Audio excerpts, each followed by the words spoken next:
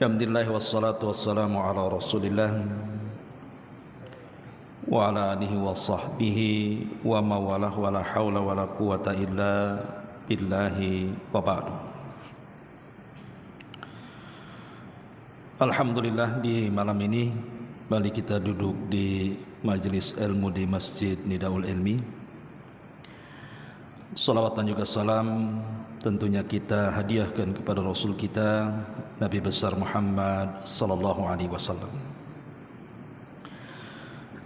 Tema di malam hari ini kita akan membahas tentang bahaya kesyirikan di dunia dan di akhirat. Pembahasan ini tentu sangat penting kita bahas, karena tidak ada dosa yang lebih besar yang dilakukan manusia melebihi kesyirikan. Apalagi beberapa kesyirikan itu ada yang sifatnya tidak bisa kita rasakan. Tahu-tahu syirik itu sudah ada pada badan kita. Maka malam ini kita akan membahas tentang apa bahaya kesyirikan. Kemudian pembagian syirik itu seperti apa? Kemudian apa perbedaan syirik besar dengan syirik kecil? Kemudian juga tentang contoh-contoh kesyirikan yang menyebar di masyarakat. Dan yang terakhir tentunya bicara soal taubat dari kesyirikan. Inilah tema yang kita akan bahas di malam hari ini. Tidak memperpanjang mukaddimah, ada beberapa bahaya yang harus diwaspadai orang yang melakukan kesyirikan. Yang pertama, bahwa asyirku, syirik itu yuhbitu a'mal bil kulliyati, bisa menggugurkan seluruh amal secara keseluruhan. Di dalam surah Az-Zumar ayat 65 Allah mengatakan, la in asyrakta la yahbatanna amaluka wa la takunanna minal khasirin. Jika engkau hai Muhammad melakukan kesyirikan, maka akan hancur lebur amalanmu dan engkau termasuk orang-orang yang rugi. Kalau Nabi SAW saja yang kaya pahala, yang dosanya telah diampuni, yang telah, yang sedang dan yang akan datang, sekiranya dia melakukan kesyirikan, maka tidak ada guna kenabiannya. Itu sekelas Nabi. Macam mana pula di bawah Nabi? Macam mana pula kita? Inilah bahaya terbesar kesyirikan itu, bisa membatalkan semua amal soleh yang pernah kita lakukan. Di dalam surah Al-An'am dipertegas lagi, dalam surah Al-An'am 88-nya, walau asyraku la habita anhum ma kanu ya'malun. Kalaulah mereka melakukan kesyirikan, maka hancurlah apa yang telah mereka kerjakan. Kemudian yang kedua, orang-orang yang mati dalam kondisi kesyirikan. Mata laqiya rabbahu musyrikan falaysa lahu amalun fi an tunala lahu al-maghfiratu abada. Siapapun yang berjumpa dengan Allah Subhanahu wa taala kelak pada hari kiamat dan dia mati di atas kesyirikan, maka jangan pernah menghayal dia mendapatkan ampunan dari Allah Subhanahu wa taala. Tidak akan diampuni selamanya. Makanya Allah Subhanahu wa taala menyebutkan dalam surah An-Nisa ayat 48, innallaha la yaghfiru an yushraka bihi wa yaghfiru ma duna dzalika liman yasha. Siapapun yang berlaku kesyirikan, Allah tidak akan mengampuni dosa, Allah tidak akan mengampuni dosa-dosanya. Tapi Allah akan mengampuni selain daripada dosa itu. Seandainya manusia itu seumur hidupnya dia melakukan dosa besar, Mungkin dia berzina, mungkin dia minum khamar, mungkin dia membunuh, mungkin dia berlaku zalim. Asal tidak menyekutukan Allah Subhanahu wa taala dan dia masih beragama Islam, maka masih ada harapan ampunan dosa-dosanya. Karena dosa selain kesyirikan itu kan semua tahta masyiatillah, di bawah kehendak Allah. Kalau Allah mau, Allah ampuni dosa-dosanya dan direct masuk surga. Tapi kalau Allah tidak mau, maka Allah bisa siksa dia di neraka untuk membersihkan dosa-dosa besarnya, tetapi dia ada kesempatan masuk surga. Maka yang kedua ini, siapapun yang meninggal asal dia tidak melakukan kesyirikan, berarti ada kesempatan masuk surga. Boleh jadi masuk surga awalian secara direct, langsung tanpa mampir di neraka, atau boleh jadi tidak secara langsung, mungkin diazab dulu baru dimasukkan ke dalam surga. Artinya ada kesempatan masuk surga. Tapi kalau dia berlaku syirik, jangan harap dia dapat ampunan. Ini yang kedua. Yang ketiga, anna sahibas syirki muharramun alaihil jannah wa huwa mukhalladun finnar. Bahwa pelaku kesyirikan itu dipastikan mereka diharamkan padanya surga, bahkan dia dipastikan dikekalkan di neraka. Di dalam surah Al-Bayyinah, Allah Subhanahu wa taala berfirman dalam ayat ke-6-nya, innal ladzina kafaru min ahlil kitabi wal musyrikina fi nari jahannam khalidina fiha ulaika hum syarrul bariyah.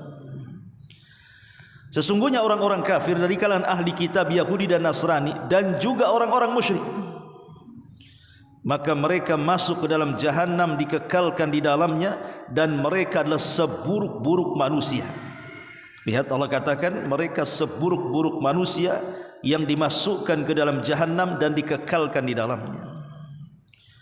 Bahkan dengan tegas lagi dalam Al-Maidah 72-nya, innahu man yusyrik billahi faqad harramallahu alaihi al-jannah wa ma lidh-dhalimina min ansar.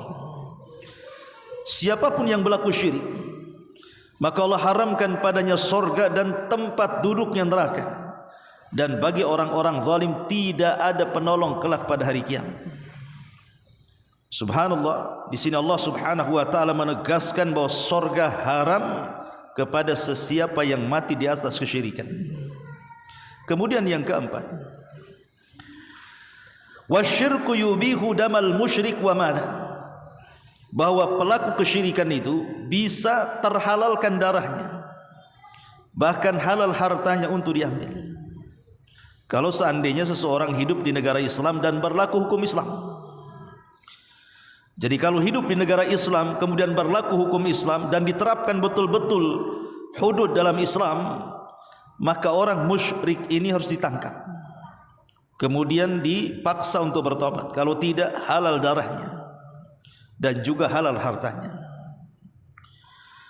Ma'asyiral muslimin wal muslimat rahimakumullah. Kemudian, dan itu sebagaimana hadis Nabi sallallahu alaihi wasallam yang ma'ruf, bahkan dicantumkan dalam kitab Arba'in Nawawi, umirtu an uqatilan nas hatta yashhadu an la ilaha illallah wa anna Muhammadar Rasulullah. Aku diperintah untuk memerangi manusia agar mereka bersaksi tidak ada sembahan yang berhak disembah kecuali Allah dan bahwa Muhammadlah utusan Allah. Artinya, kalau mereka mau mengucapkan kalimat tauhid, selamat, mereka tidak diperangi. Tapi kalau mereka enggan mengucapkan kalimat tauhid alias jatuh kepada lawan tauhid kesyirikan, berarti mereka halal untuk diperangi. Ini yang keempat. Yang kelima, seorang musyrik juga haram untuk dinikahi wanita-wanitanya. Tidak boleh orang itu menikahi wanita yang musyrik. Dalam Islam itu boleh menikahi wanita orang kafir hanya dari dua agama saja. Pertama Yahudi, yang kedua Nasrani. Maka halal boleh menikahi wanita-wanita mereka dengan catatan cara menikahnya sesuai dengan syarat Islam, bukan di tempat mereka, bukan menikah di gereja atau di sinagog, tidak, tetap menikah di masjid dengan cara Islam, walaupun mereka bukan muslim, bukan muslimah. Karena memang Allah Subhanahu wa taala membolehkan mereka. Tetapi selain Yahudi dan Nasrani, maka dilarang dalam Islam tidak boleh menikah dengan wanita-wanita di luar daripada ahli kitab. Karena di luar dari ahli kitab semuanya agama itu di atas kesyirikan. Makanya dilarang tidak boleh menikahi wanita-wanita yang masih di atas kesyirikan. Allah mengatakan dalam surah Al-Baqarah 221, "Wala tunkihul musyrikati hatta yu'min." Tidak boleh menikahi wanita-wanita syirik sampai mereka beriman. Ini yang kelima. Yang keenam, sembelihan mereka haram dimakan. Kalau sembelihan ahli kitab masih dibolehkan. Jadi kalau ada Yahudi Nasrani menyembelih binatang dengan catatan dia tidak menyebut nama Isa atau Uzair, tetap menyebut nama Allah dan disembelih dengan cara yang benar, digorok lehernya, maka halal sembelihannya walaupun yang menyembelih ahli kitab. Tetapi kalau yang menyembelih binatang itu orang musyrik, maka tidak boleh menyentuh sembelihannya karena haram hukumnya. Jadi kalau umpamanya antum dikirim daging, makanan yang berkuah, daging-dagingan dari tetangga, dan jelas-jelas tetangga ini bukan Yahudi, bukan Nasrani, mereka di luar agama daripada ahli kitab, jangan dimakan sembelihannya. Jangan dimakan, buang saja. Ya, untuk menghargai mereka terima, kemudian jangan dimakan karena haram hukumnya memakan sembelihan mereka. Ini yang keenam. Yang ketujuh, kalau seandainya man mata musyrika, barang siapa yang mati di atas kesyirikan, fa innahu la yarithu wa la yurath, mereka tidak mewarisi hartanya dan tidak berhak mendapatkan warisan. Mereka tidak berhak mewarisi ataupun mendapatkan warisan. Pamannya ayahnya musyrik, anaknya muslim. Ayahnya musyrik meninggal, maka harta warisan ayahnya tidak bisa diambil anaknya. Atau sebaliknya, anaknya musyrik, bapaknya pula muslim, meninggal anaknya, bawa harta, tidak bisa mewarisi kekayaan anaknya, tidak bisa mewarisi dan tidak bisa diwarisi. Karena ada hadis Nabi SAW mengatakan, la yarithul muslimul kafir walal kafirul muslim. Tidak boleh mewarisi seorang muslim harta orang kafir ataupun sebaliknya. Dan seorang yang musyrik jelas kafir. Ini yang ketujuh. Yang kedelapan, man mata musyrikan fala yughassal wala yukaffan wala yusalla alaihi wala yustaghfar lahu wala yutaraham alaihi wala yuqbar fi maqabiril muslimin. Kalau dia mati di atas kesyirikan, tidak boleh dimandikan, tidak boleh dikafankan, tidak boleh disolatkan, tidak boleh didoakan ampunan, tidak boleh juga dikuburkan di pekuburan kaum muslimin. Mereka kuburannya sendiri. Lihat konsekuensi orang-orang yang melakukan kesyirikan. Karena sekelas Nabi SAW saja pernah memintakan ampun kepada Allah akan dosa-dosa Abu Talib pamannya, yang sudah merawat Rasul dari usia 8 tahun sampai menikah dengan Khadijah, sampai diangkat jadi Nabi, bahkan membela agama Nabi. Tapi karena Abu Talib mati di atas kesyirikan, dia tidak mau mengucapkan kalimat tauhid, maka Nabi sebagai balas jasa ingin memintakan ampun akan dosa-dosa pamannya Abu Talib. Tapi Allah tolak dengan menurunkan ayat surah At-Taubah ayat 113. Maka nalin nabi walladzina amanu an yastaghfiru lil musyrikin walau kanu ulil qurba. Tidak layak bagi seorang nabi dan orang-orang yang beriman untuk memintakan ampun kepada Allah akan dosa-dosa orang musyrik walaupun mereka kerabat dekat. Turun surah At-Taubah ini menghentikan Rasul untuk memintakan ampun kepada pamannya. Karena orang musyrik kemudian meninggal dan dia tidak bertobat, maka tidak berhak dimandikan, dikafankan, disolatkan, bahkan dimintakan ampun, bahkan tidak boleh kita katakan tarahum, dan tidak boleh dikuburkan di pekuburan kaum muslimin. Ini yang nomor 8. Yang nomor 9, seorang yang musyrik itu yuhramu nikmatai al-amni wal ihtida. Diharamkan padanya 2 nikmat besar di dunia. Pertama keamanan, dan yang kedua petunjuk. Di dalam surah Al-An'am ayat 82 Allah mengatakan, alladzina amanu wa lam yalbisu imanahum bidzulmin ulaika lahumul amnu wa hum muhtadun. Orang-orang yang beriman dan tidak mencampur adukan keimanan mereka dengan kezaliman, maka mereka akan mendapatkan keamanan dan petunjuk dari Allah. Mafhum kebalikannya, berarti kalau orang itu tidak beriman dan mencampur adukan keimanan mereka dengan kezaliman, dalam tafsir kezaliman di sini artinya kesyirikan, maka mereka tidak berhak mendapatkan keamanan, bahkan petunjuk dari Allah tertutup untuk mereka. Ini ngeri. Kalau sudah tidak diberikan keamanan di dunia, artinya tidak selamat dia. Ketika tidak diberikan hidayah di akhirat, artinya tidak dapat petunjuk masuk surga. Maka hilang dua keamanan ini bagi orang-orang yang di atas kesyirikan. Ma'asyiral muslimin wal muslimat rahimani wa rahimakumullah. Kemudian yang nomor 10, bahwa seseorang yang di atas kesyirikan, syirik itu yufsidul uqul. Ingat, kesyirikan itu merusak akal. Makanya lihat kelakuan orang-orang musyrik itu yang menyembah berhala. Akal mereka tidak main. Tahu berhala itu tidak bisa melindungi dirinya, apalagi melindungi orang yang menyembahnya. Jangan cerita bicara, mendengar pun tidak bisa. Tiba-tiba ada orang yang meminta sesuatu kepada berhala, akalnya di mana? Makanya orang musyrik itu hilang akalnya. Lihat ketika Allah Subhanahu wa taala berfirman di dalam Al-Qur'an, dalam surah Al-Mulk ayat 10, wa qalu law kunna nasma'u aw na'qilu ma kunna fi ashabis sa'ir. Mereka penduduk neraka mengatakan, kalau dulu kami di dunia mendengar, kalau dulu di dunia kami menggunakan akal kami, tentu kami tidak akan termasuk penghuni neraka sa'ir. Menunjukkan orang-orang yang tidak berakal itu sulit masuk surga. Lah salah satu orang yang tidak menggunakan akalnya adalah orang-orang musyrik. Mereka tidak menggunakan akal saat menentukan siapa sesembahannya. Jadi orang-orang yang musyrik itu sama dengan merusak akal-akal mereka. Dan tentunya banyak lagi tentang kemungkaran atau bahaya kesyirikan ini. Ini poin yang pertama. Kemudian poin yang kedua, tentang pembagian syirik dan contoh-contohnya.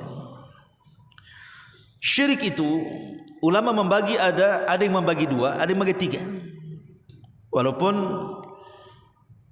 lebih tepatnya kesyirikan itu dibagi dua. Yang membagi dua, syirik itu ada syirik besar, ada syirik kecil. Yang membagi tiga, ada syirik besar, ada syirik kecil, ada syirik khafi, syirik samar artinya. Tapi ada yang mengatakan samar ini masuk pada syirik besar, tergantung macam mana bentuk syiriknya, atau bisa masuk pada syirik kecil. Jadi dia pertengahan. Yang syirik samar-samar nanti kita jelaskan. Tapi yang jelas bahwa pembagian syirik itu ada dua. Pertama, asyirkul akbar yang tadi sudah jelas bahayanya. Yang kedua, asyirkul asghar, syirik kecil. Lalu apa bedanya syirik besar dengan syirik kecil ini? Ada 5 yang membedakan antara syirik besar dengan syirik kecil. Pertama, bahwa syirik besar ini dosa yang tidak akan pernah diampuni Allah selamanya sampai dia bertobat. Tapi kalau syirik kecil ini masih diperselisihkan. Tapi yang jelas bahwa sekecil-kecilnya kesyirikan, tetap dosanya lebih besar dibandingkan dosa besar. Ingatnya, sekecil-kecil kesyirikan, tetapi dosanya lebih besar dibandingkan zina, dibandingkan membunuh, dibandingkan judi dan yang semacamnya, minum khamar, dusta, ghibah dan yang lainnya. Tetapi perbedaannya, kalau syirik kecil masih ada kesempatan diampuni dosa-dosanya, tapi kalau syirik besar tidak ada kesempatan diampuni dosa-dosanya. Yang kedua, syirik besar ini menghancurkan semua amal yang sudah saya jelaskan di atas. Tetapi kalau syirik kecil ini tidak menghancurkan kecuali amalan yang ditempelinya saja. Jadi kalau syirik besar ini dipastikan habis amalannya. Tapi kalau syirik kecil, lihat, amalan yang ditempelinya, ya gugur amalannya, tapi amalan yang tidak ditempelinya tidak gugur. Contoh mamanya, kemarin kita sholat dengan hari ini kita sholat. Kalau kemarin kita sholat ini ikhlas karena Allah, diterima. Kalau hari ini kita sholat riya karena Allah, riya kepada manusia, bukan karena Allah Subhanahu wa ta'ala, maka gugur sholat hari ini. Jadi syirik kecil ini dia menggugurkan amalan yang ditempelinya saja. Ini yang kedua. Yang ketiga, syirik besar ini bisa mengeluarkan pelakunya dari Islam. Tapi syirik kecil tidak mengeluarkan pelakunya dari Islam. Bahkan syirik kecil ini kalau dia keluar dari melakukan kesyirikan, dipastikan dia kafir. Tapi kalau syirik kecil kan tidak. Dia tidak kafir. Kemudian yang keempat, bahwa syirik besar ini mengekalkan pelakunya di neraka. Siapapun yang masuk neraka membawa kesyirikan besar, dipastikan tidak akan keluar dari neraka. Tapi kalau syirik kecil, ada kesempatan dia masuk surga. Walaupun harus lama di neraka, tetapi ada kesempatan masuk surga, karena dia masuk pada dosa-dosa besar yang berada di bawah kehendak Allah Subhanahu wa ta'ala. Kemudian yang nomor 5, syirik besar ini bisa menghalalkan darahnya, menghalalkan hartanya, menghalalkan kehormatannya. Tapi kalau syirik kecil tidak. Dia tetap masuk dalam dairatul Islam, dia tetap masuk dalam Muslim, cuman dia melakukan kesyirikan yang disebut dengan syirkul asghar. Inilah 5 perbedaan antara syirkul akbar dengan syirkul asghar di sini. Kemudian kalau kita lihat bicara tentang syirik akbar ini, apa sih syirik akbar itu? Syirik besar itu, ulama mengatakan definisinya adalah an yasrifa li ghairillahi ma huwa mahdhu haqqillahi azza wa jal min rububiyyatihi wa uluhiyyatihi wa asma'ihi wa sifatihi. Jadi syirik besar itu artinya seseorang memalingkan sesuatu kepada selain Allah yang merupakan kekhususan bagi Allah, baik dalam tauhid uluhiyah, baik dalam tauhid rububiyah, ataupun dalam tauhid asma dan sifat bagi Allah. Saya ulang. Jadi syirik besar itu memalingkan sesuatu yang sesuatu ini adalah kekhususan bagi Allah, makhluk tidak punya. Tapi kemudian kita ambil kekhususan yang khusus bagi Allah diberikan kepada makhluk. Apakah dalam bab rububiyah, apakah dalam bab uluhiyah atau asma wa sifat. Contoh umpamanya, di antara kekhususan Allah apa? Menciptakan, memberikan rizki, mengatur. Itu dalam bab rububiyah.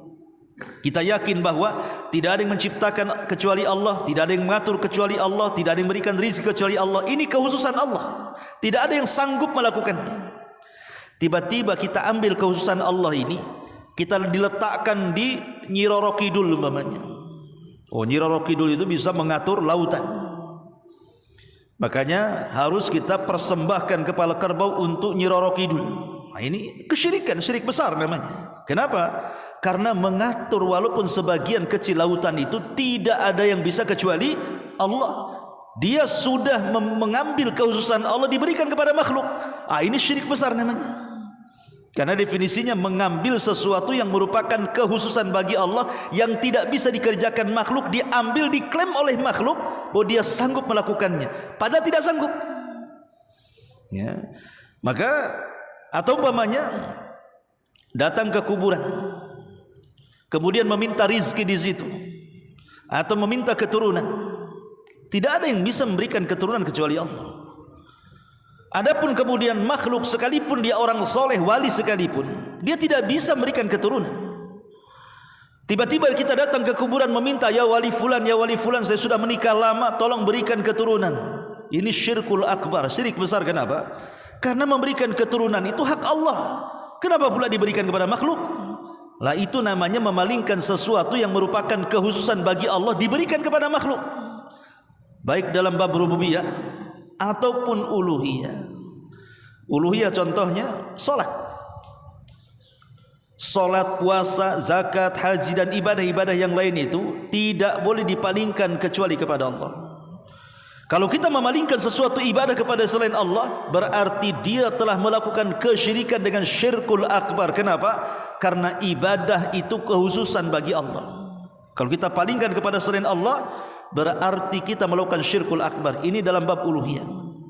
Atau dalam bab asma wa sifat, Nama-nama dan sifat-sifat Allah Subhanahu wa taala, memalingkan nama kepada selain Allah yang merupakan kekhususan bagi Allah Subhanahu wa taala. Nama-nama Allah yang sudah kita kenal 99 nama. Allah itu zat yang maha hidup. Tiba-tiba ada yang mengaku bahwa ada orang yang tidak akan pernah mati. Dari mana tidak akan pernah mati?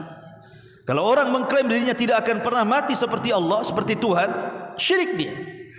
Karena kehidupan itu yang langgeng hanya Allah Subhanahu wa taala. Allah tidak pernah didahului dengan kematian dan Allah tidak mungkin diakhiri dengan kematian. Allah itu senantiasa dan akan senantiasa zatnya hidup. Ini contohnya dan banyak contoh-contoh yang lain. Ya. Makanya dahulu ada seorang penyair kondang namanya Al-Mutanabbi. Ketika dia punya anak, anaknya dikasih nama Allah. Anak itu namanya Allah. Siapa nama anakmu? Allah katanya. Dikafirkan para ulama. Kurang ajar, masa kasih nama anaknya Allah? Ma'asyiral muslimin yang dimuliakan Allah Subhanahu wa taala, ini di antara definisi syirkul akbar. Lah syirik akbar sendiri terbagi menjadi dua. Ada yang sifatnya zahir, nampak. Ada yang sifatnya batin, tersembunyi atau terselubung. Adapun yang tampak ma'ruf, seperti para penyembah berhala. Mereka terang-terangan menyembah berhala-berhala mereka, menyembah patung-patung mereka, menyembah sonam-sonam mereka, jelas ya. Atau orang-orang yang datang ke kuburan meminta-minta di kuburan, itu kan jelas tuh, nampak oleh kedua mata kita. Tapi terkadang ada syirik itu yang sifatnya tersembunyi, seperti syiriknya orang-orang yang al-mutawakkilin, kata para ulama, dicontohkan kasyirkil mutawakkilin, seperti orang-orang yang syirik dalam bab tawakal. Tawakal tidak boleh diberikan kecuali kepada Allah. Tapi ada orang-orang yang bertawakal kepada makhluk. Ada orang-orang yang bertawakal kepada makhluk kan. Kalau dipecat oleh perusahaannya, wah kayak kiamat. Sehingga tidak mau sholat, tidak mau apa, pokoknya frustasi, seolah-olah Tuhannya itulah perusahaannya. Padahal terkadang orang keluar dari perusahaan, entah dipecat, PHK atau mengundurkan diri, siapa tahu ada rezeki yang jauh lebih baik kan. Tapi banyak orang-orang yang menuhankan perusahaan, ketika dipecat itu kayak kiamat. Akhirnya lemes hidupnya, putus asa, bahkan meninggalkan ibadah-ibadah. Masalah ikhwatu fillah muliakan Allah Azza wa Jalla, ya. Itu berarti tawakalnya bukan kepada Allah, tapi kepada perusahaan, atau mungkin kepada pejabat, atau mungkin kepada manusia, atau mungkin kepada benda-benda dan begitu seterusnya. Ini syirik akbar yang sifatnya apa? Tidak nampak, karena kan dalam hati. Tawakal kan dalam hati. Nah ini juga bisa terjerumus kepada syirkul akbar. Kemudian di antara syirkul akbar juga adalah syirkul i'tiqad, syirik dalam bab keyakinan. Syirik dalam bab keyakinan, seperti ada sebagian keyakinan orang Syiah bahwa imam 12 mereka itu mampu menghidupkan dan mematikan, mampu menurunkan hujan. Bahkan mereka mengklaim bahwa imam 12 mereka tahu kapan mereka mati. Sebenarnya ini kan hayalan orang-orang Syiah saja, tapi ini bisa menjerumus kepada kesyirikan, ya kawan. Macam mana imam-imam mereka sanggup meramalkan dirinya dan tahu dirinya akan mati kapan? Kalau saya beri analogi contoh seperti ini, Husain ibn Ali radhiyallahu an, Husain ibn Ali radhiyallahu an itu diundang oleh orang-orang Kufah supaya datang ke Kufah, dan orang Kufah siap membaiat Husain untuk menumbangkan kekuasaan Yazid bin Muawiyah. Tapi apa yang terjadi? Husain sudah dinasihati oleh saudara kawan-kawannya, saudara-saudaranya, jangan pergi ke Kufah, karena orang Kufah itu para pengkhianat. Mereka ngomong saja, memberikan loyalitas, hakikatnya mereka itu para pengkhianat. Tapi Husain tidak dengar. Berangkat dia dari Madinah ke Kufah. Di tengah jalan di satu tempat namanya Karbala, dibantai oleh pasukan Ubaidillah ibn Ziyad. 90 manusia mati di Karbala dan 50-nya keluarga Nabi.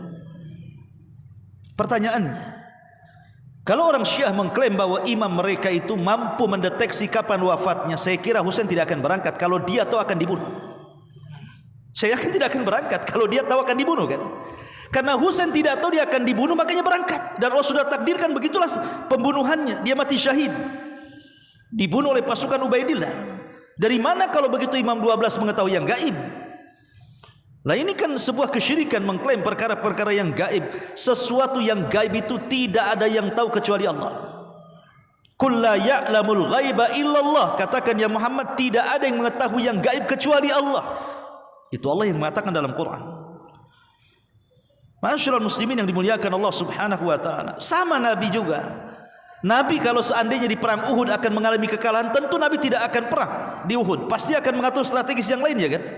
Tapi karena Nabi tidak tahu yang gaib, akhirnya terjadi kekalahan di perang Uhud dan hampir dia mati di situ. Kalau bukan karena Allah selamatkan dia. Lah ini namanya syirkul fil i'tiqad, namanya syirik dalam keyakinan namanya. Ya. Ada juga kemudian syirkun fil aqwal, syirik besar dalam ucapan. Seperti orang-orang yang isti'anah, istighatsah, isti'adzah, meminta pertolongan, meminta perlindungan kepada selain Allah. Seperti orang-orang yang datang menemui jin-jin kemudian meminta pertolongan kepada mereka. Itulah yang disebut dengan dunia dukun, paranormal, bomo dan yang semacamnya. Itu mereka meminta perlindungan kepada jin dengan menyebut nama-nama mereka.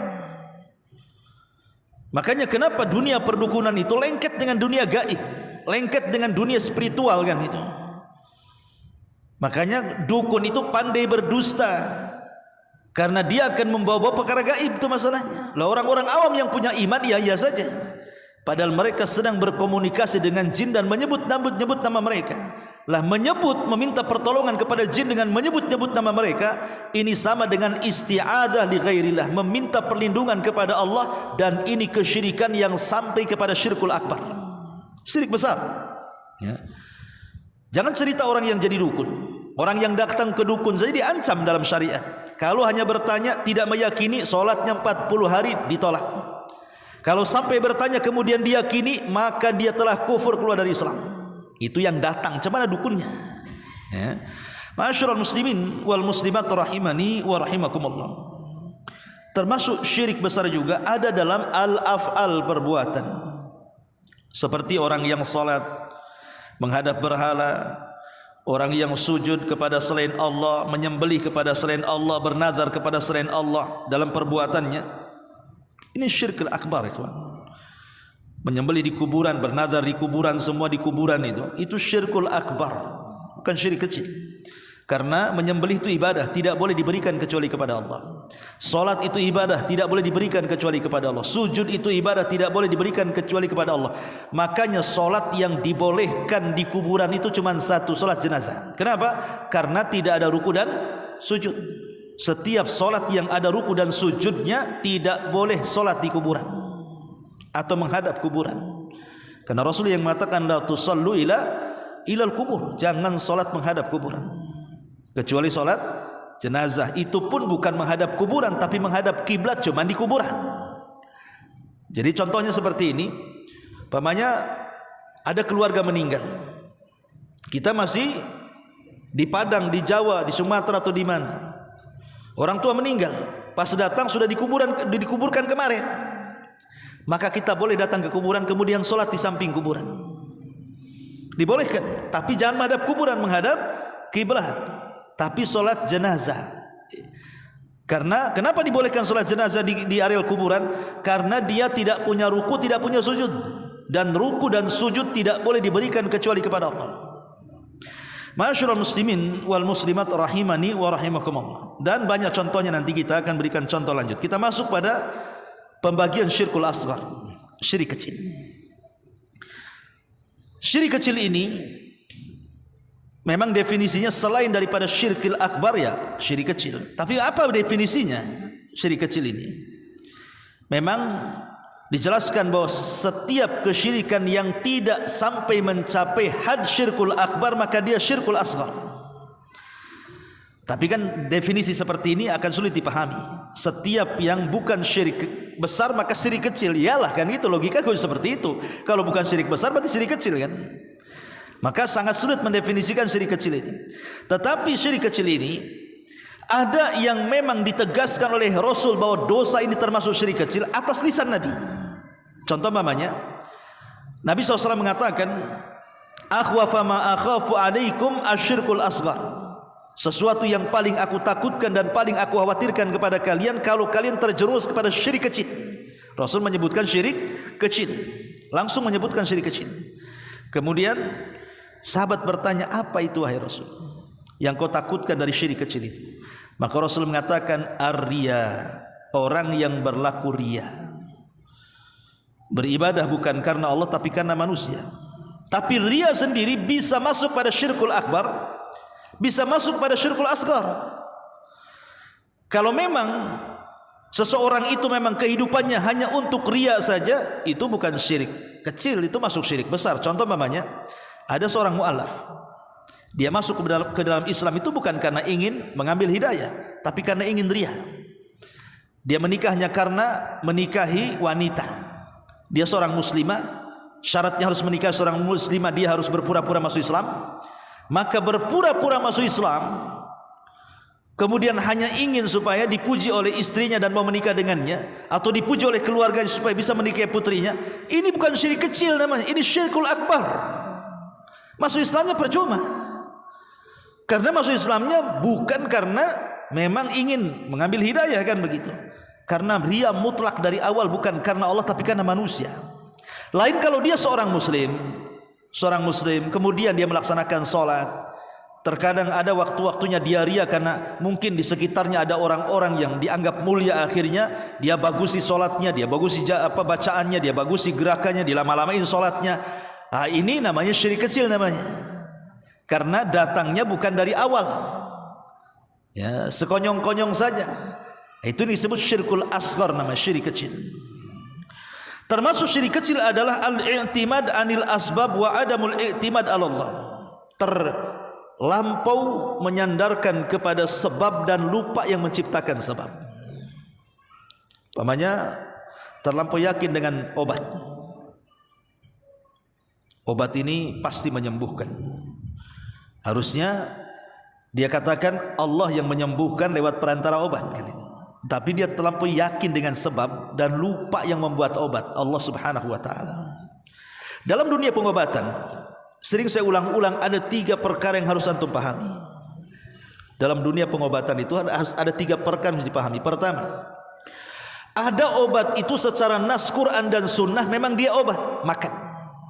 Seperti habatus sauda, kemudian minyak zaitun, kemudian madu, kemudian bekam, hijamah, ya kan? Kemudian ruqyah dan begitu seterusnya. Ini secara syar'i Quran dan sunnah mengatakan itu obat, lakukan, makan.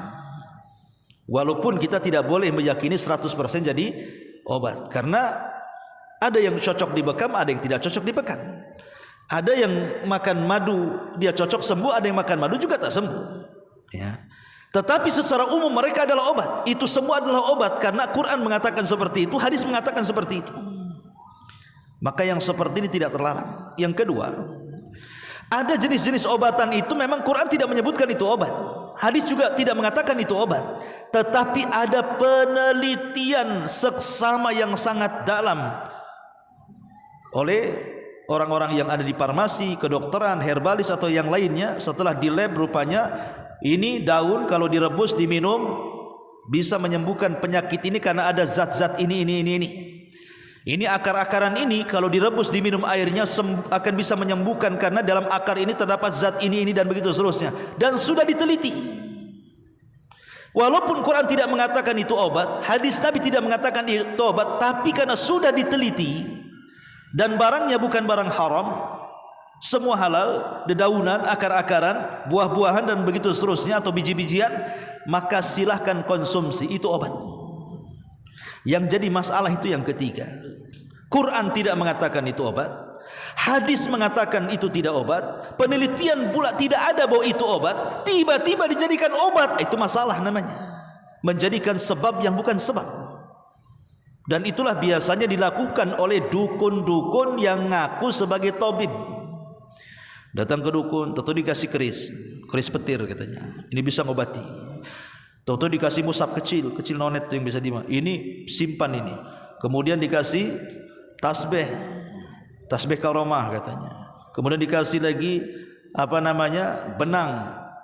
Pernah saya waktu ke Pulau Moro tuh dengan Ustaz Soleh itu, musim madu, musim duren di sana. Saya ke sana 3 hari di sana. Pas jalan-jalan 2 hari setelahnya, jalan-jalan jauh, jalan kaki itu udah berkilo-kilo. Lewat di sebuah kampung, rupanya tidak ada orang kampung itu. Tidak ada orang sama sekali. Nggak ada yang berani, maksudnya nggak ada orang itu di jalan-jalan. Rupanya orang itu tak berani keluar. Sebagian mereka ada di rumah, sebagian mereka ada di kebun duren. Yang ada di kebun duren tak berani pulang, yang ada di rumah tak berani pulang ke kebun.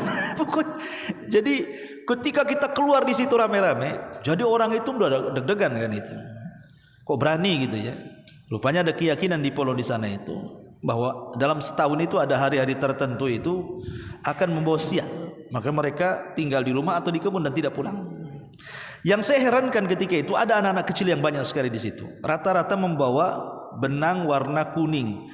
Ada yang di leher, ada yang di gelangkan, ada yang di perut, ada yang di kaki, dan tidak boleh dilepas kecuali putus sendiri. Jadi saya sama Sosol itu mencobalah ini nanya-nanya, kok ada ya, untuk apa benang? Hampir semua anak-anak kecil itu pakai benang kuning, tidak boleh dilepas sampai putus sendiri. Jadi saya tanya, ini kenapa kok sampai bayi-bayi dikasih itu? Rupanya dia mengatakan apa? Itu untuk menangkal berbagai macam penyakit, berbagai macam wabah, dan begitu seterusnya. Lah dari mana? Apotek tidak pernah jual benang. Yang jual benang itu biasanya tukang jahit.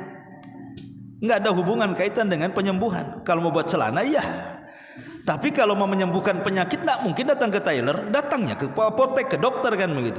Inilah namanya menjadikan sebab yang bukan sebab. Ketika saya tanya dari mana benang itu, rupanya dari kuburan yang dikeramatkan. Di situ ada juru kuncinya, itulah yang minta benang situ. Ini kan kesyirikan, ikhwan. Ya memang tidak sampai kepada syirikul akbar, karena dia hanya menjadikan sebab yang bukan sebab, tidak sampai kafir, tidak keluar dari Islam kan? Karena kesalahan dia menjadikan sebab penyembuhan yang bukan sebab penyembuhan. Tapi bisa menjadi syirkul akbar apabila dia menyandarkan penyembuhan itu kepada benang. Kalau dia mengatakan benang inilah yang menyembuhkan, bukan syirik kecil lagi. Ini syirkul akbar namanya, syirik besar. Yang syirik kecil itu dia masih meyakini Allah yang menyembuhkan lewat perantara benang. Nah, itu baru syirik kecil, tidak mengeluarkan dari Islam ya. Tapi ketika seseorang menyandarkan kepada sebab dan lupa kepada yang membuat sebab, nah inilah yang disebut dengan syirkul asghar. Terlampau menyandarkan maksudnya. Tapi kalau mutlak menyandarkan kepada sebab ya syirik besar ya. Kemudian juga di antara syirkul asghar adalah at-tatayyur. Tatayyur itu diambil dari kalimat burung. Ya, tayrun. Tatayyur itu menganggap burung sial dan untung. Karena begini kisahnya. Orang-orang Mekah ini sebelum Nabi SAW diutus, kebiasaan mereka kan berniaga kedua arah. Allah mengatakan rihlatash syita'i was-saif. Li'ila fi Quraisyin ila fihim rihlatash syita'i was-saif. Ada syita, ada saif. Syita itu musim dingin, saif itu musim panas. Jadi orang-orang Mekah ini kalau di musim dingin mereka berniaga ke Yaman. Kalau di musim panas mereka berniaga ke Syam, ke Palestina. Lah kebiasaan orang-orang musyrik Arab apabila hendak berangkat berniaga, maka mereka selalu menerbangkan merpati. Burung merpati akan diterbangkan. Kalau burung ini mengarah ke Syam, tidak mengarah ke Yaman, atau tidak mengarah ke arah lain, pokoknya jangan mengarah ke Syam saja, berarti mereka akan membawa hoki menurut keyakinan mereka. Mereka akan berangkat. Tapi kalau burung ini menuju Syam, walaupun tujuannya tidak ke Syam, mereka tidak akan berani berjalan. Mereka akan tunda besok lagi, tunda minggu depan lagi, tunda bulan depan lagi, sampai ketika menerbangkan burung asal tidak ke Syam. Makanya Syam disebut Syam itu litasyaum. Kenapa orang-orang Arab menyebutnya Syam? Syam itu dari kalimat tasyaum. Tasyaum itu membawa sial. Jadi kalau burung itu mengarah ke Syam ini pasti bawa sial nih. Makanya mereka tidak akan berangkat dagang.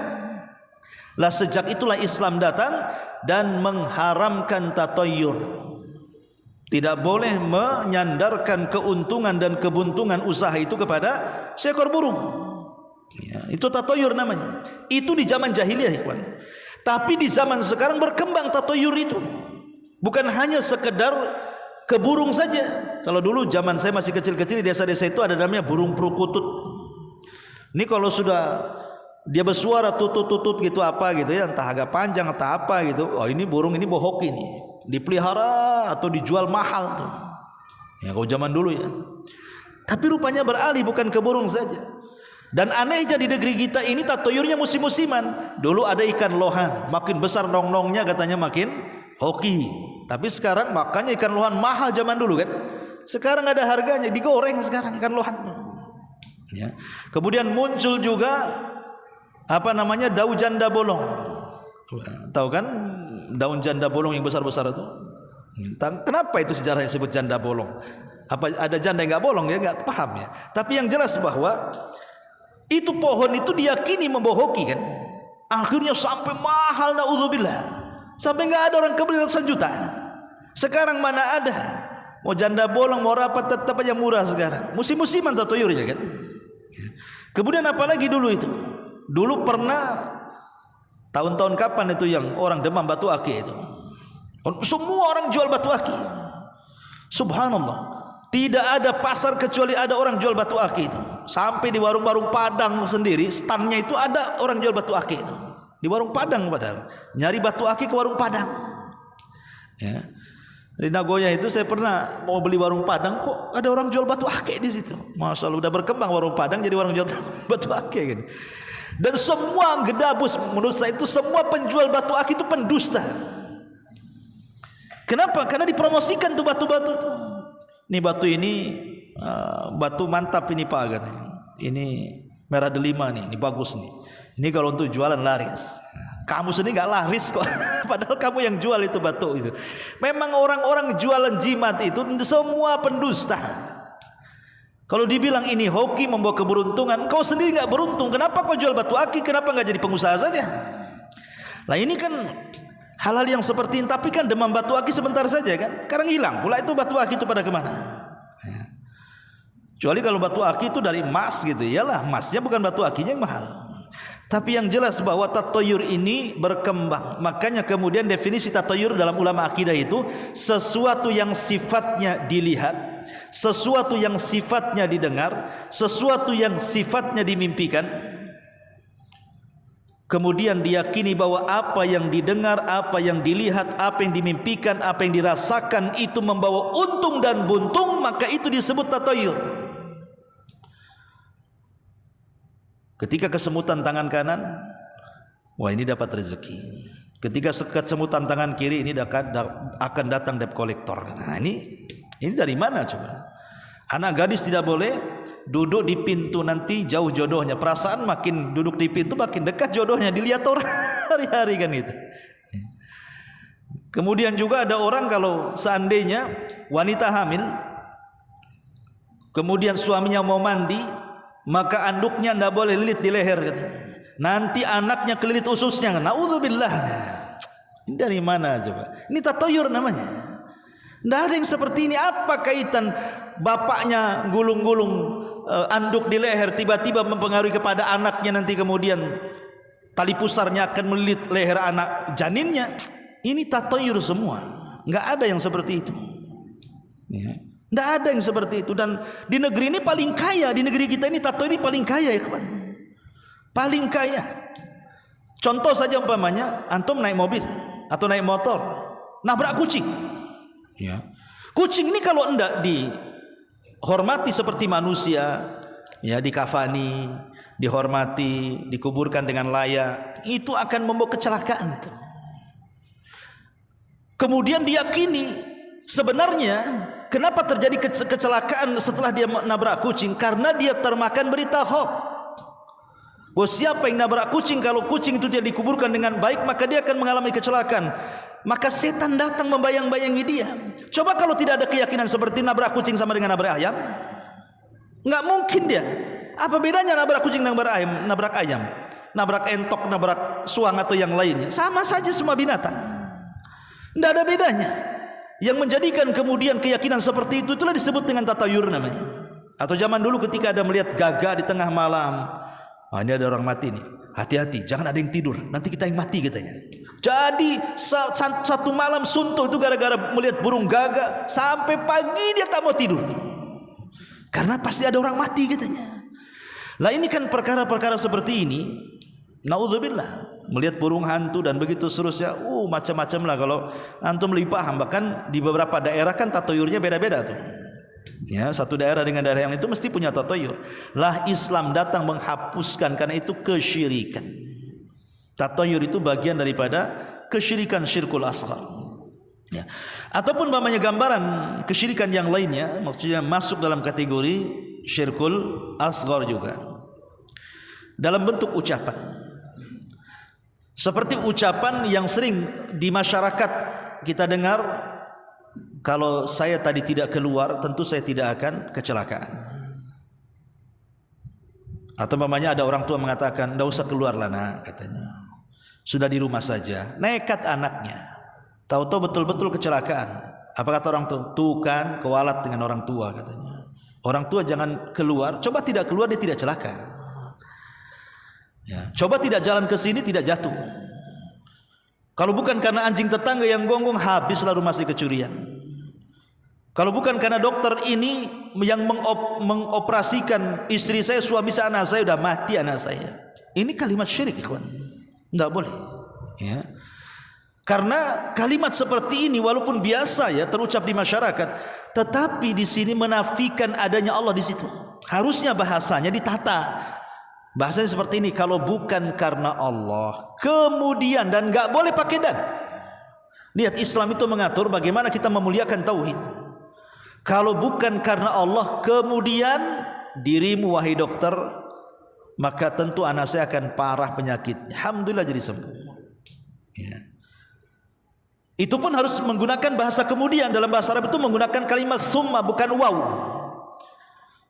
Kalau dia mengatakan laulallah wa anta, kalau bukan karena Allah dan kamu, ini syirik masuknya. Walaupun Allah disebut, tetapi dengan disejajarkan Allah dengan makhluk, maka ini syirik, walaupun tidak syirik besar, ini syirik kecil. Jadi bahasanya ditata, kalau bukan karena Allah, kemudian ya. Makanya ataupun menghindarkan kalimat lau, seandainya. Ini kalimat seandainya ini bisa menjerumuskan kepada syirkul asghar. Makanya ada hadis Nabi SAW, fa inna lau taftahu amalu syaitan, karena lau itu kalimat yang membuka pintu-pintu amalan setan. Karena kalimat lau seandainya itu, sadar ataupun tidak, orang itu telah menolak takdir. Seandainya aku tidak ke sana, tentu tidak begini. Nah, kan itu. Padahal sudah takdir. Coba seandainya aku tidak, tadi saudara saya tidak keluar dengan motor itu, tentu tidak ketabrak, tidak mati. Walaupun tidak keluar, kalau sudah ditakdirkan mati hari itu, macam mana caranya pasti dia mati. Bukan masalah sebab. Sebab itu macam-macam, tetapi kematian itu satu, itu takdir. Sebab boleh macam-macam. Ada orang yang jatuh, ya mati. Ada orang yang ketabrak, dia mati. Ada orang minum racun, dia mati. Ada orang bunuh diri, dia mati. Sebab itu bisa ribuan, tapi mati itu satu. Itulah takdir. Kalau hari ini harus mati, maka pasti mati. Ada orang tidur nggak ngapa-ngapain, besoknya nggak bangun lagi. Banyak yang seperti itu. Padahal sehat, ahli olahraga, ya, menjaga betul makanannya. Kalau sudah ditakdirkan mati, tidak ada ceritanya. Nah, makanya jangan selalu menggunakan kalimat seandainya. Tapi kalau seandainya itu terjadi musibah, katakan qaddarallahu wa ma syaa fa'al. Ini semua sudah takdir dari Allah dan Allah bisa berbuat sekehendaknya. Begitu ngomongnya. Jadi kalau seandainya kita jalan kesandung, lecet, ketabrak, patah dan begitu seterusnya, ini sudah takdir Allah. Tidak bisa kita nyalahkan seandainya tadi. Ya, ini karena ini membuka pintu daripada pintu syaitan. Dan banyak gambaran-gambaran tentang syirkul asghar. Taib. Ada perbedaan antara syirik yang dilakukan orang dulu dengan syirik yang dilakukan orang sekarang.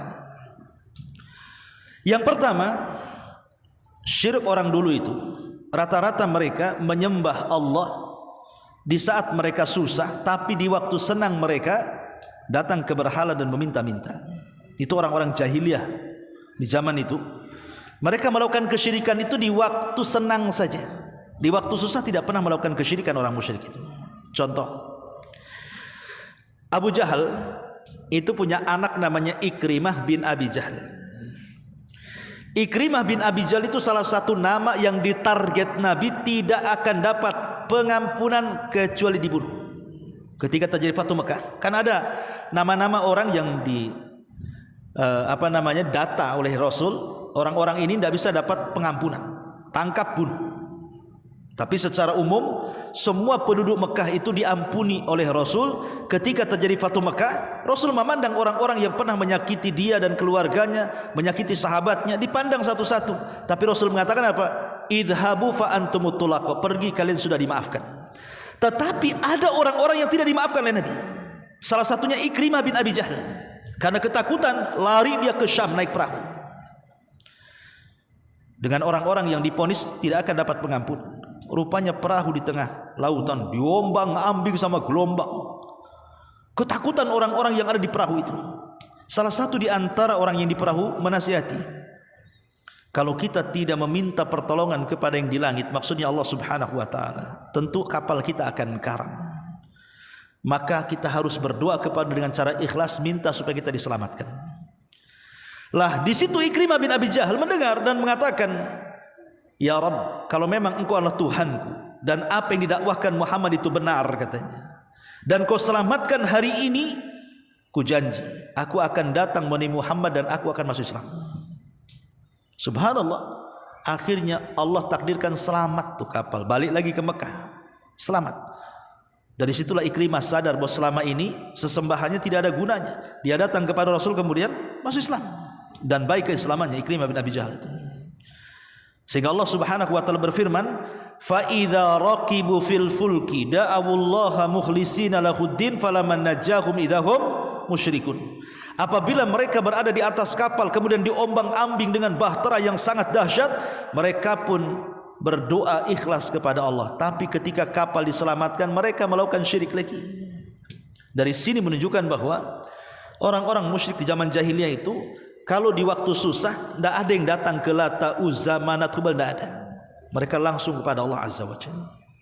Makanya ada seorang namanya Husain, ayahanda daripada Imran ibn Husain. Dia tokoh dari tokoh-tokoh Ansor, masih musyrik. Ketika Rasul hijrah ke Madinah, berdialog Rasul dengan Husain, ayahanda daripada Imran ibn Husain itu. Wahai Husain, kata Rasul, berapa sebenarnya Tuhanmu itu? Kam adadu alihatika, berapa jumlah Tuhanmu itu, kata Rasul.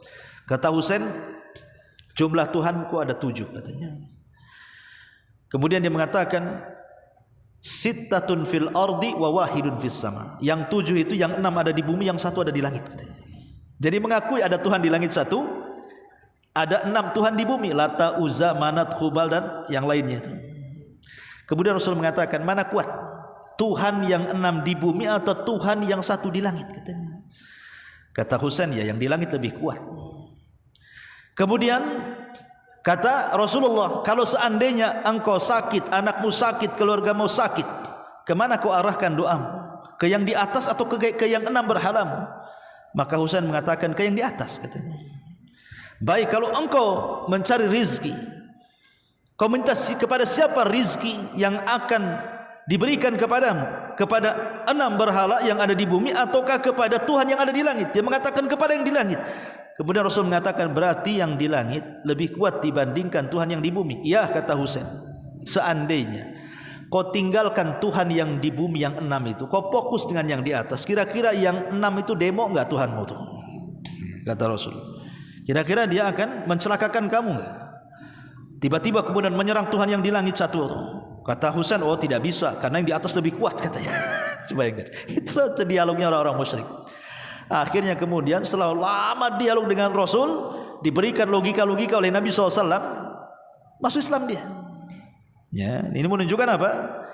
Bahwa orang-orang musyrik di zaman dulu itu kalau melakukan kesyirikan di waktu susah saja, kalau di waktu senang mereka justru melakukan kesyirikan. Kau di zaman sekarang susah senang tetap syirik. Susah makin syirik, senang makin syirik di zaman sekarang ini. Susah datang ke kuburan minta-minta supaya usaha dilancarkan. Usahanya sudah lancar, takut bangkrut, datang ke dukun, dari kuburan ke dukun itu sama saja. Ke kuburan meminta-minta syirik. Setelah kaya takut kekayaannya hilang, datang ke bah dukun, syirik juga kan begitu.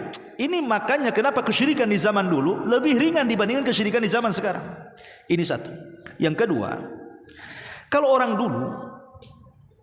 dulu jahiliyah itu, Mereka itu sesembahannya batu, pohon, makhluk-makhluk yang tidak punya dosa. Apa dosanya batu?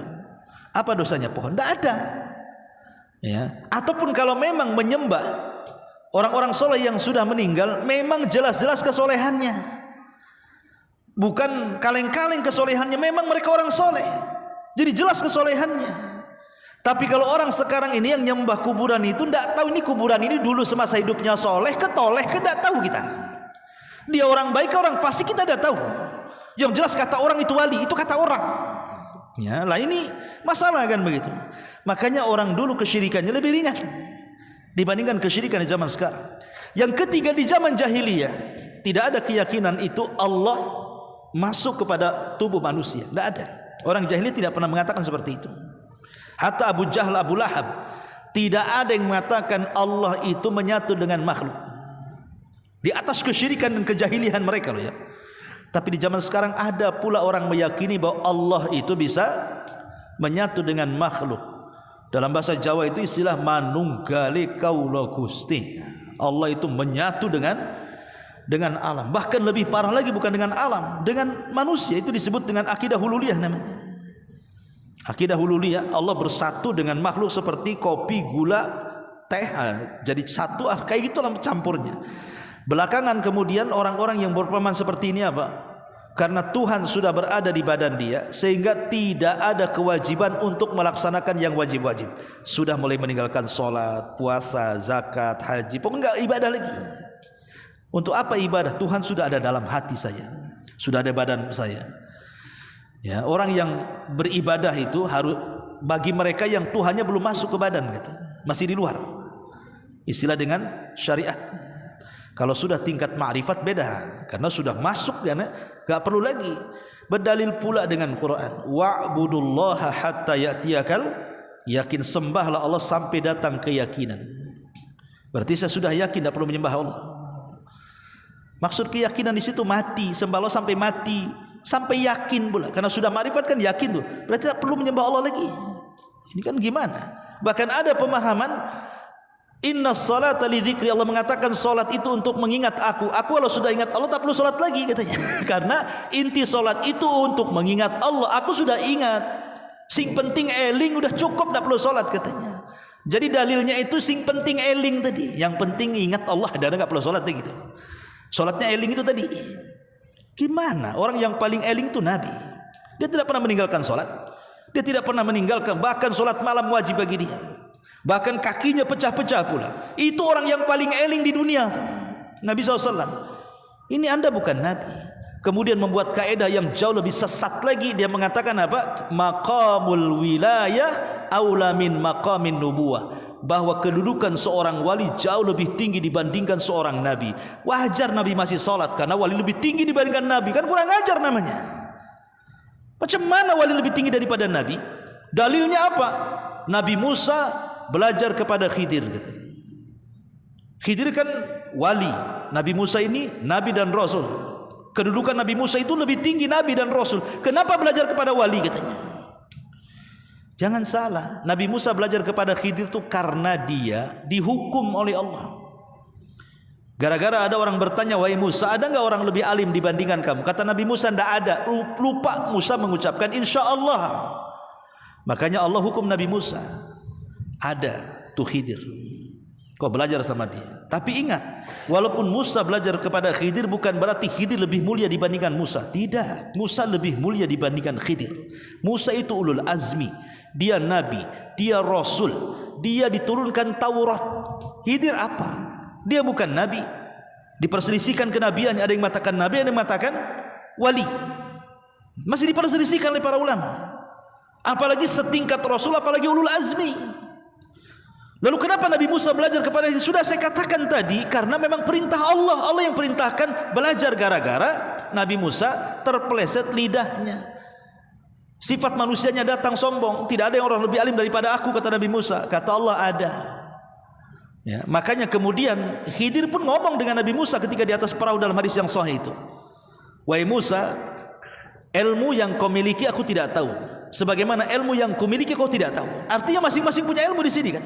Allah lebihkan masing-masing. Musa punya kelebihan, Khidir punya kelebihan. Nah, dari sini ikhwatul fillah muliakan Allah, tidak bisa dijadikan dalil bahwa maqam wali itu lebih tinggi dibandingkan maqam para nabi. Bagaimanapun para nabi lebih tinggi. Mereka utusan Allah. Nah, ini untuk melegalkan pemahaman tadi, hululiyah, bersatunya Allah dengan makhluk sehingga meninggalkan ibadah. Ini bukan ajaran Islam.